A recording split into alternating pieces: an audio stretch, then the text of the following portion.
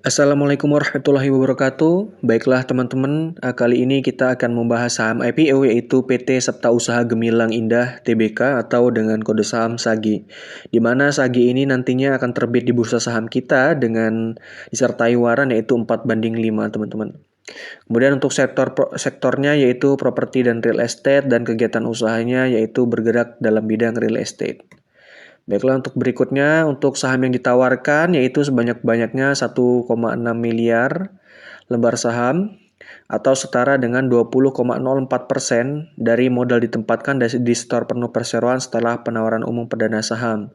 Dan di sini ada rasio warannya 4:5, waran seri 1 sebanyak-banyaknya yaitu 2.012.500.000. Dan untuk saham yang nantinya akan dicatat setelah IPO yaitu sebesar 8.033.250.000 dan saham lamanya yaitu 6.423.250.000 teman-teman. Kemudian nilai nominal daripada sahamnya yaitu di Rp20 dan harga penawarannya di Rp100. Untuk nilai emisi yang nantinya didapatkan setelah IPO yaitu sebesar 161 miliar. Kemudian untuk harga pelaksanaan waran seri satunya yaitu di harga 110. Kemudian untuk masa penawaran umumnya yaitu tanggal 2 Maret sampai dengan 6 Maret 2023 dan pencatatan di BI yaitu pada tanggal 8 Maret teman-teman. Kemudian untuk pemodal dan pemegang saham terakhir sebelum penawaran umum perdana saham, maka kemudian di sini dapat dilihat struktur kepemilikannya yaitu Bapak Edward Halim sebesar 12,07%, Bapak Erwin Tan sebesar 0,39% dan PT Benteng Terang Sejahtera sebanyak 87,54%. Dan setelah penawaran umum perdana saham, maka struktur pemodalnya teman-teman bisa lihat di sini ya teman-teman. Kemudian untuk masyarakat dan saham di sini 20,04%. Kemudian untuk rencana penggunaan dana, yang pertama dana yang diperoleh dari hasil penawaran umum perdana saham ini setelah dikurangi dengan biaya-biaya emisi akan digunakan perseroan sebagai rincian berikut. Yang pertama di sini adalah sekitar 113 miliar akan digunakan untuk pembayaran hutang kepada pihak ketiga yaitu PT Multi Mandiri Persada atau MMP. Kemudian untuk sehubungan dengan pembelian lahan di sekitar kawasan perseroan beroperasi, teman-teman. Kemudian untuk yang kedua yaitu sekitar 30 miliar akan digunakan untuk pembangunan proyek perumahan Cibinong New City, Cluster Winner Sabta Villa tahap 2 dan sebagian untuk tahap 3. Kemudian yang berikutnya sekitar 10 miliar akan digunakan untuk tambahan lahan di sekitar kawasan Cibinong New City. Kemudian yang terakhir yaitu sisanya akan digunakan untuk modal kerja perseroan teman-teman. Dan untuk dana yang diperoleh dari waran sari 1 apabila dilaksanakan oleh pemegang saham akan digunakan seluruhnya untuk modal kerja perseroan teman-teman. Nah, dilihat dari sini dari rencana penggunaan dana teman-teman di sini menurut saya di sini kurang bagus ya teman-teman karena sebanyak 113 miliar ini dari total 161 miliar tadi dan yang diperoleh setelah IPO akan digunakan oleh pihak perusahaan ini untuk bayar hutang kepada pihak ketiga ya teman-teman yaitu PT Multi Mandiri Persada teman-teman. Dan untuk sisanya ini bagus teman-teman untuk ekspansi. Hanya saja untuk yang menurut saya yang kurang bagus di sini teman-teman. Yang pertama yaitu untuk membayar hutang teman-teman. Meskipun hutangnya itu berupa sehubungan dengan pembelian lahan di sekitar kawasan perseroan beroperasi teman-teman. Kemudian di sini juga kurang bagus, sisanya digunakan modal kerja perusahaan yaitu di sini teman-teman yang kurang bagus. Seperti pembayaran gaji, jasa profesional dan biaya perizinan teman-teman. Jadi menurut saya untuk penggunaan dananya sendiri kurang bagus ya teman-teman. Kemudian untuk data ikhtiar keuangan pentingnya dapat lihat di sini dari tahun 2019 ke tahun 2022 per 31 Agustus dapat kita lihat asetnya yaitu dari 2019 sampai dengan 2022 itu cenderung mengalami kenaikan ya teman-teman. Di mana di sini dari 2019 113 miliar menjadi per 31 Agustus 2022 menjadi 268 miliar teman-teman. Meskipun jumlah nilai di 2022 ini turun dibanding dengan 2021 yaitu di 279 miliar teman-teman. Sedangkan di 2022 dia turun menjadi 268 miliar.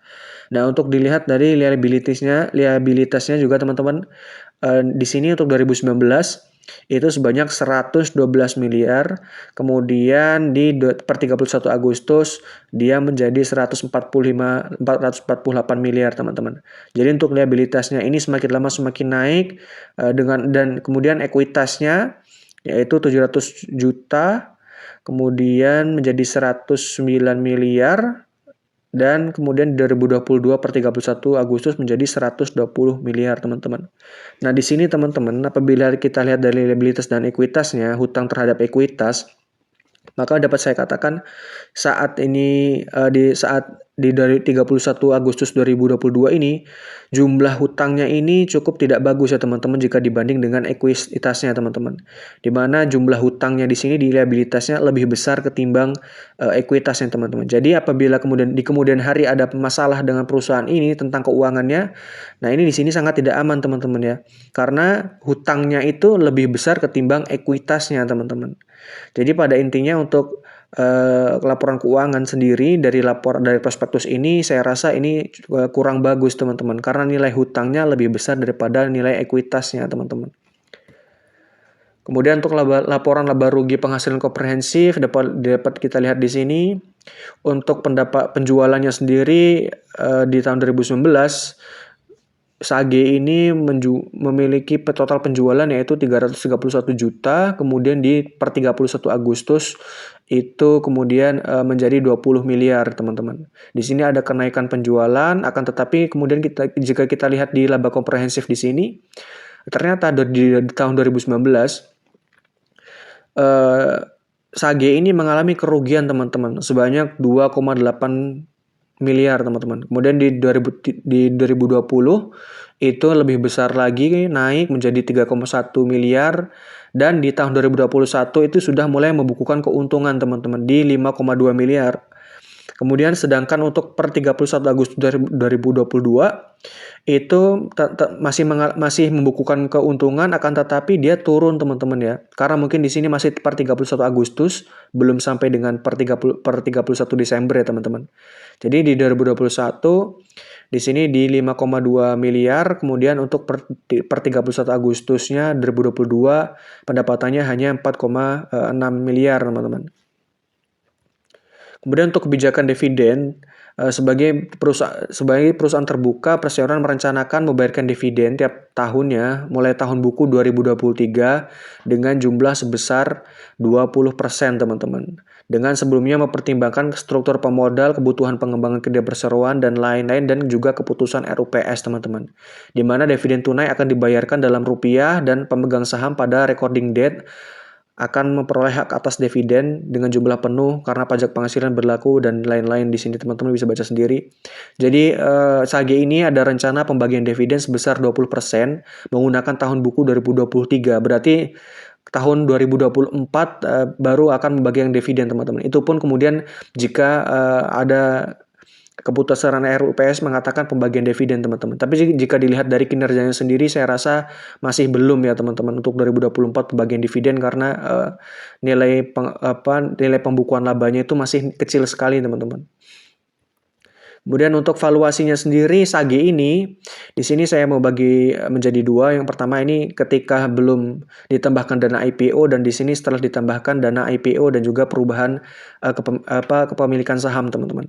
Jika dilihat di sini untuk setelah IPO, kemudian di harga 100 SAG ini akan memiliki nilai buku sebesar 35, teman-teman. Di mana jika sebelum IPO dia memiliki nilai buku 18. Dan untuk nilai PBV-nya atau price book value-nya di sini berkisar 2,8. Kemudian untuk PER-nya di sini menjadi 1,71. Di mana menurut saya ini PBV-nya ini sudah masuk mahal, teman-teman. Di mana indikator acuannya PBV yang bagus itu adalah nilainya di bawah 1, teman-teman. Di mana di sini untuk PBV-nya SAG setelah pasca IPO itu 2,8, teman-teman. Bahkan sebelum IPO ini sudah mahal juga, teman-teman, di 5,3 jika harganya di penawaran di harga 100, teman-teman. Kemudian untuk PER-nya juga di sini 171, Nah, ini juga termasuk sangat besar sekali teman-teman, di mana PER yang bagus itu seharusnya di bawah 15 teman-teman. Untuk IPO mungkin di 20 itu masih oke, tapi kalau untuk saham-saham biasa itu harusnya di bawah 15 untuk dikatakan PER itu bagus teman-teman. Nah, sedangkan di sini PER-nya Sage setelah ditambahkan dana IPO dan juga perubahan struktur kepemilikan saham itu masih di angka 171 teman-teman. Jadi PER-nya ini sangat kurang bagus teman-teman, ini nilainya besar sekali. Dan kemudian untuk DER-nya, debt to equity ratio, sebelum ditambahkan dana IPO, itu DER-nya itu sampai 122% teman-teman.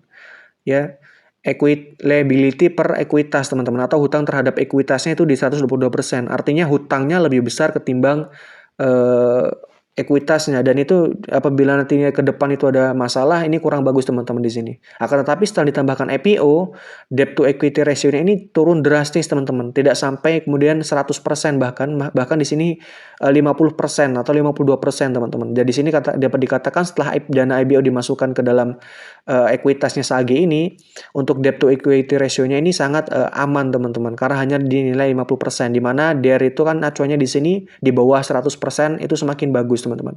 Artinya semakin kecil daripada 100%, ya semakin bagus. Di sini bagus teman-teman, nilainya 52%. Kemudian untuk ROE dan ROA-nya sebelum IPO ini di sini, kemudian setelah IPO itu ROE-nya dan ROA-nya itu ternyata lebih kecil teman-teman. Di mana ROE ini dan ROA, saya memiliki indikator acuan di mana di sini apabila ROE itu dapat dikatakan bagus apabila minimal di atas 8% teman-teman. Nah, sedangkan di sini ini 0,0 teman-teman. 0,01%. Kemudian ROA-nya juga sama 0,01% teman-teman. Di mana ROA-nya ini yang bagus dapat dikatakan bagus itu ya kalau di atas 5% atau 8% teman-teman. Nah, di sini untuk ROA dan ROE-nya nilainya tidak bagus ya teman-teman.